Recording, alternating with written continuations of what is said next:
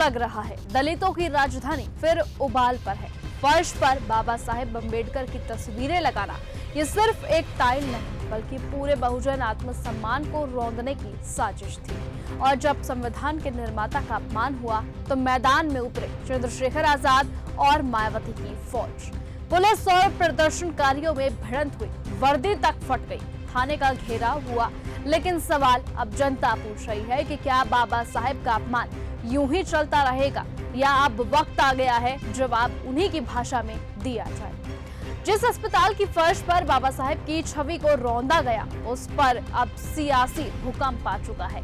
और जब आजाद समाज पार्टी की हुंकार उठी तो बसपा भी मैदान में आ गई।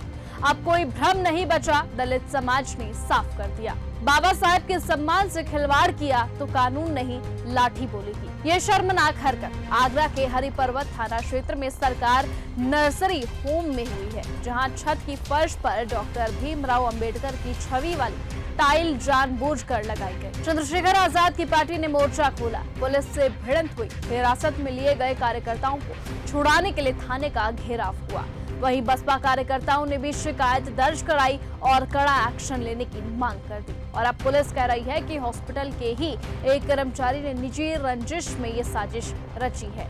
लेकिन सवाल ये है कि इतनी बड़ी गलती इतनी आसानी से आखिरकार हो कैसे गई? क्या बाबा साहेब का अपमान अब अंदरूनी विवाद कहकर टाल दिया जाएगा या फिर आगरा से उठी ये चिंगारी पूरे देश में बहुजन चेतना की क्रांति बनकर गूंजेगी? और अब मायावती और चंद्रशेखर आजाद का साथ आना कोई सियासी स्टंट नहीं बल्कि बहुजन चेतना की हुंकार है।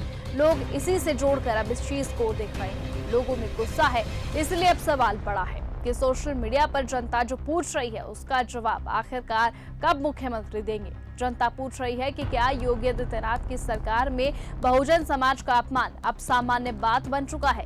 क्यों मुख्यमंत्री इस पर चुप है? साथ ही अब जिस तरीके से मायावती और चंद्रशेखर आजाद दोनों ने ही मिलकर योगी सरकार के खिलाफ मोर्चा खोल दिया है, वो देखने वाली बात होगी कि ये विवाद अब और कितना गहरा होता है या फिर ये विवाद कहां जाकर थमता है। साथ ही इस विवाद पर मुख्यमंत्री कोई बात कहते हैं या फिर नहीं, या फिर ये मुद्दा यूं ही दबा दिया जाएगा। बहरहाल ये देखना होगा। फिलहाल इस पूरी खबर पर आपका क्या कहना है कि जिस तरीके से बाबा साहेब का अपमान किया जा रहा है वो कैसे रोका जाना चाहिए? कमेंट में अपनी राय लिखकर जरूर बताएं और ऐसे ही लेटेस्ट अपडेट और खबरों के लिए आप बने रहिए और देखते रहिए न्यूज गंगा। नमस्कार। ऐसी ही खबरों को सुनने और देखने के लिए सब्सक्राइब करना बिल्कुल मत भूलिएगा चैनल न्यूज गंगा। खबरें अच्छी लगी तो लाइक का बटन दबाना बिल्कुल मत भूलिएगा। कमेंट बॉक्स में टाइप भी कर सकते हैं और हाँ, शेयर करना भी बिल्कुल मत भूलिएगा।